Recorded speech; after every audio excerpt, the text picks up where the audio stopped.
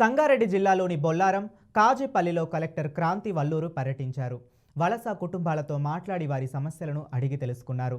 వలస కుటుంబాల సమస్యల పరిష్కారం కోసం కృషి చేస్తామని తెలిపారు. గ్రామ శివారులోని మాధవానికుంట చెరువును పరిశీలించి చెరువు FTL పరిధి వివరాలు అడిగి తెలుసుకున్నారు. ప్రభుత్వ భూములు, చెరువులను కాపాడుకోవాలని సూచించారు.